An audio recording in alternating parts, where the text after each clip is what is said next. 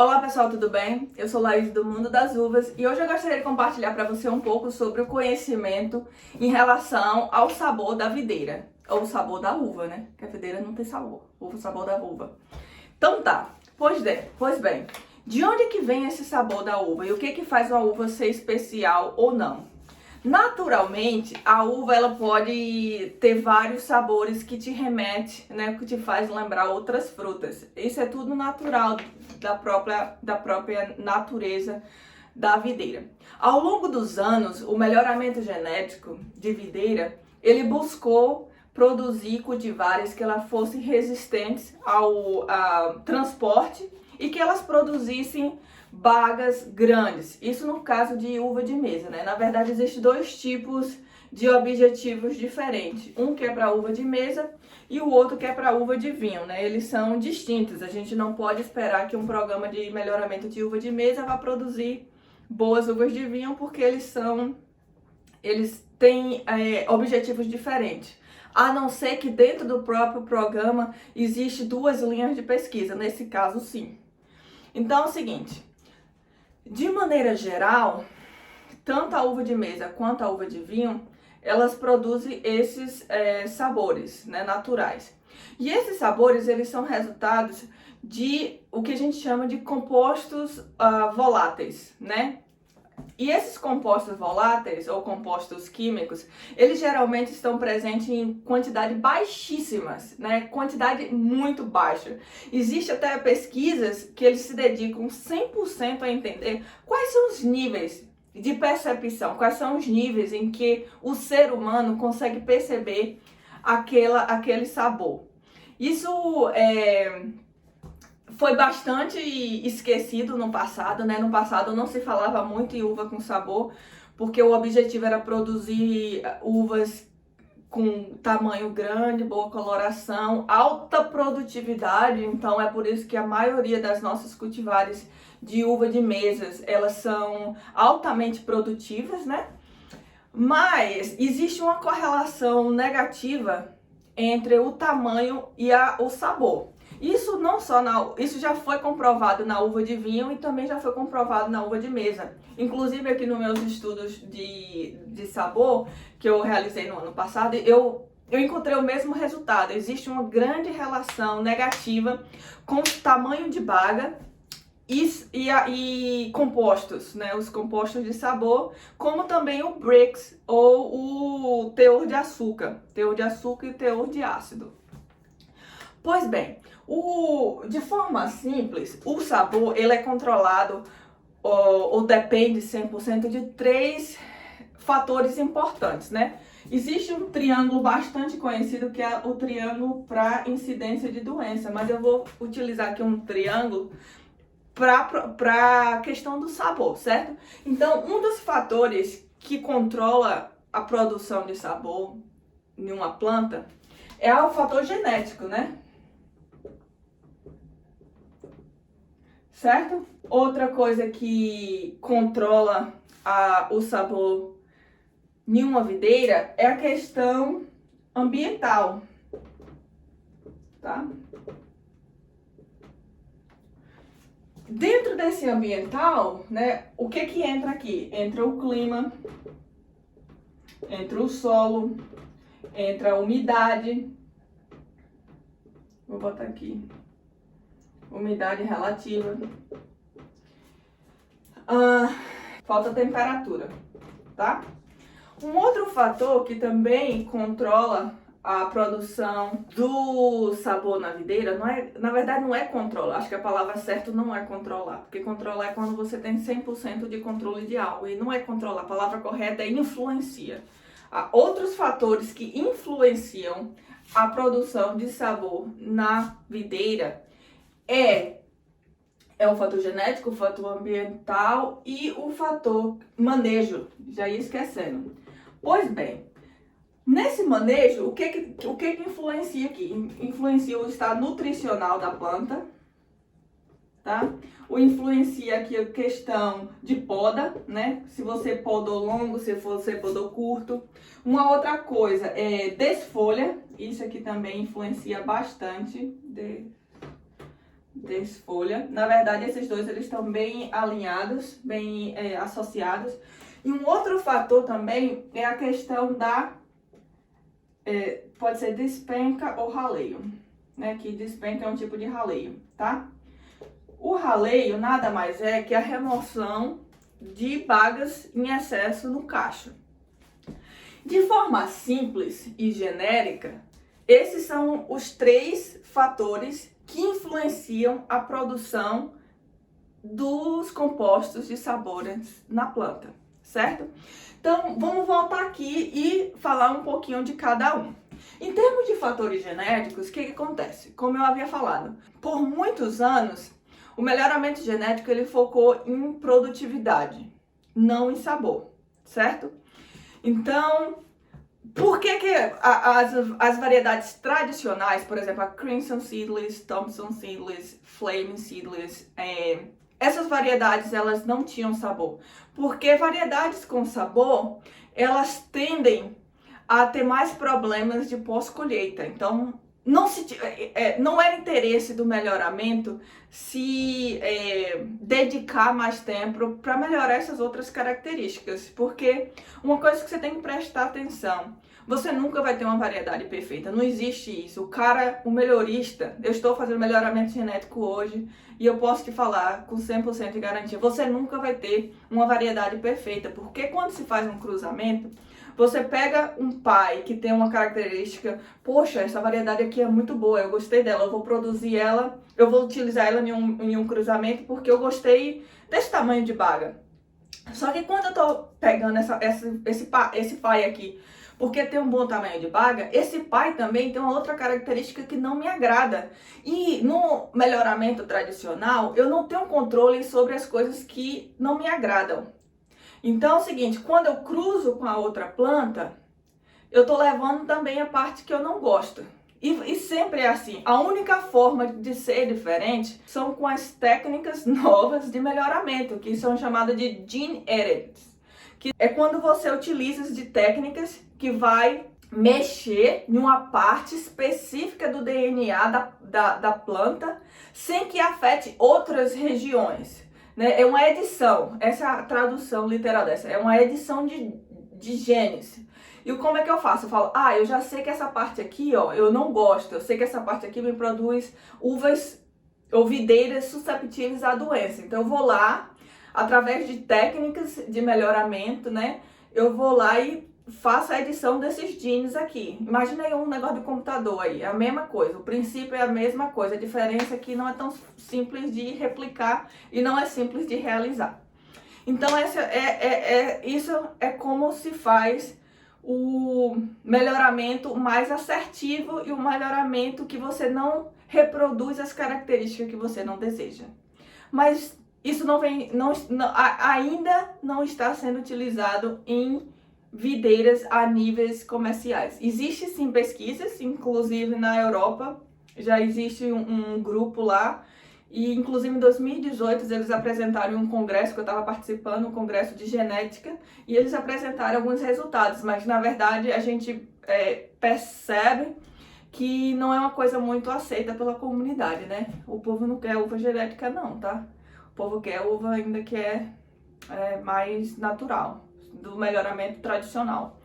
Quem sabe daqui a uns 10 anos isso mude, né? Mas não é a realidade hoje. Inclusive no meu próprio laboratório tem um menino trabalhando com esse tipo de tecnologia, mas ainda não está disponível a nível de escala comercial. Então tá. Então o fator genético é isso.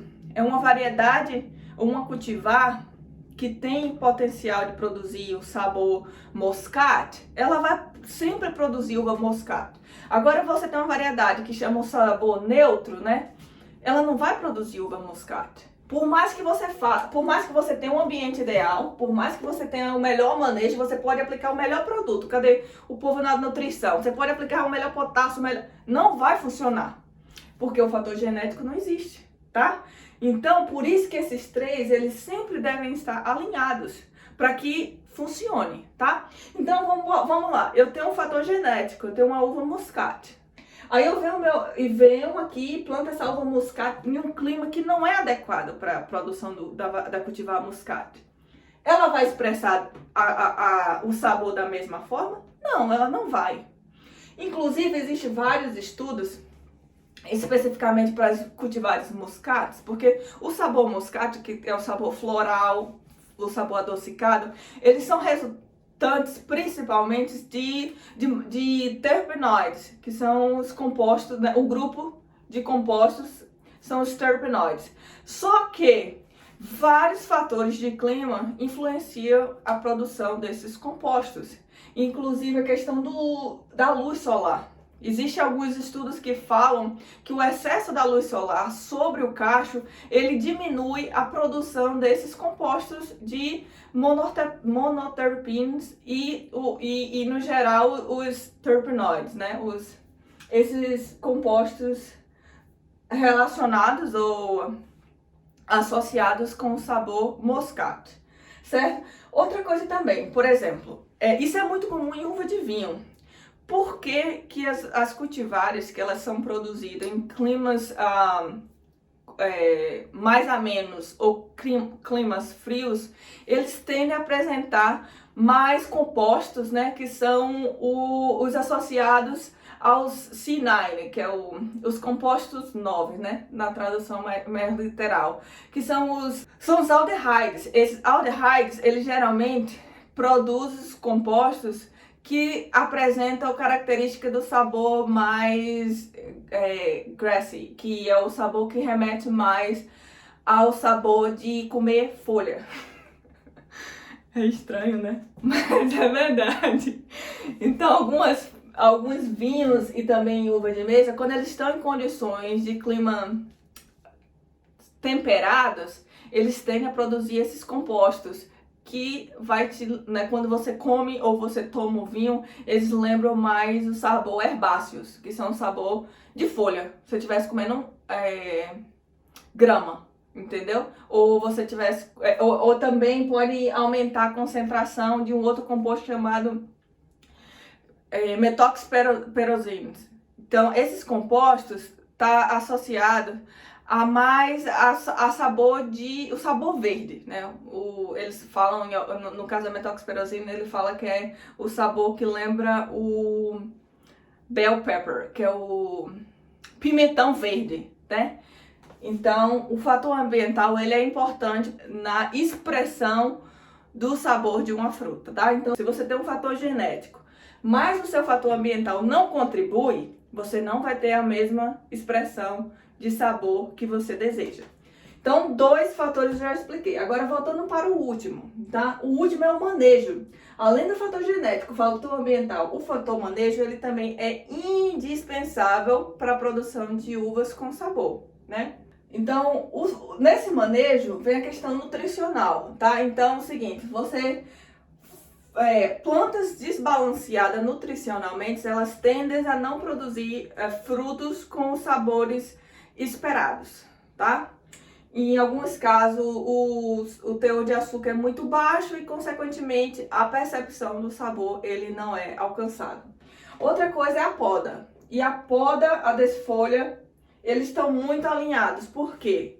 Esse tipo de manejo vai meio que replicar um clima ameno ou um clima sombreado. Em climas sombreados, como eu falei, ou um clima frios, tende a produzir mais os compostos que são relacionados ao sabor grassy, ou sabor de plantas, né, verdes, não lá planta de gosto de grama, digamos assim. Então tem que ter muito cuidado com isso aqui. É importante que os cachos eles estejam arejados e não muito sombreados. Também o excesso de sol não é adequado, né? Lembra que eu falei? Então você tem que achar o equilíbrio. Na verdade, isso aqui é um equilíbrio, né? Você tem que ter o fator genético, você tem que ter o fator ambiental e você tem que ter o fator manejo. Consequentemente, existe o último fator que eu coloquei aqui, né? Mas existe outros também. Mas esse aqui foi o último da minha lista, que é a questão da despenca ou raleio. Então, se você tem uma fruta muito compactada, a tendência é que você vai produzir frutos com sabor aguado. Ou muitas vezes é o que a gente chama muito no campo de uva blanda, né? Que é a uva aquosa. E é uma uva sem qualidade. Então, é ideal que você faça o raleio. O raleio ele vai favorecer a produção de frutas com maior qualidade e com melhor sabor, certo? Então, como eu te falei, se você tem o fator genético, você tem o fator ambiental, mas você vai lá e coloca muita gibberellina porque você quer baga grande, meu amigo, você não vai produzir uva com sabor. Você vai produzir uva grande. Porque existe uma correlação negativa entre tamanho de baga e sabor, certo? Então, para cada cultivar, existe um manejo ideal, né? Adequado também. Um manejo ideal. E isso depende da região que você se encontra, porque o ambiente vai influenciar. Então, como eu falei, então não adianta você vir aqui na Califórnia, pegar uma variedade maravilhosa e plantar lá no Brasil. Vai funcionar igual? Depende. A gente não sabe como que essa planta vai se comportar. O que é ideal nessa situação? Na situação ideal é você levar sua muda para o Brasil, né? Levar sua planta. Dentro dos processos legais, né, gente? Dentro dos processos legais, você levar sua planta para o Brasil. E você passar a observar. O fator genético você já levou, né? Porque se você levou uma planta, um material genético daqui, que foi um clone ou que foi um ramo, você leva toda a parte genética da planta. Então você já levou a parte genética. Só que se tiver a parte genética e não tiver os outros dois fatores que eu listei aqui, não vai ter expressão de sabor. Então você tem que passar a observar a sua planta e dizer, ok. Por exemplo, na região de Petrolina, eu vi que a minha planta, ela expressou bem. Mas, quando eu não fiz o raleio, ela ficou com o cacho muito cheio. E quando ela ficou com o cacho muito cheio, eu vi que aquela fruta, ela não tinha o mesmo sabor que eu experimentei na Califórnia. Então, o que eu tenho que fazer? Eu tenho que voltar aqui e começar a mexer aqui. Outra coisa que é importante, que eu não falei, mas eu tenho visto aqui nas minhas pesquisas, é o seguinte. Um dos meus projetos é trabalhar com o Sensory Panel, que é análises sensoriais. Inclusive, eu fiz por 3 anos análises sensoriais de uma população de uvas. E o que acontece? Quando eu fiz as análises estatísticas dessas análises sensoriais, um dos fatores que mais influenciam a percepção do sabor é a questão do Brix, ou teor de açúcar. Então, variedades, ou cultivares, ou seedlings, ou, né, que são plantas, ou quanto maior o teor de açúcar, maior a percepção do sabor do fruto. E quando o teor de açúcar ele é alto, maior a percepção dos sabores que são relacionados a, principalmente, os monoterpenes, que são os compostos relacionados ao sabor moscates, como também os sabores relacionados a menthol leite, que são os compostos mais relacionados ao sabor de candy, ou sabor muito comum nas uvas Labrusca ou nas uvas Concord, ok? Pois bem, isso era o que eu tinha aqui para vocês hoje, que eu acho que é interessante para várias regiões do Brasil. Eu espero que vocês tenham gostado e tenham aprendido. Me falem o que vocês acharam do vídeo e deixem aí mais algumas dicas do que eu posso ensinar aqui, né?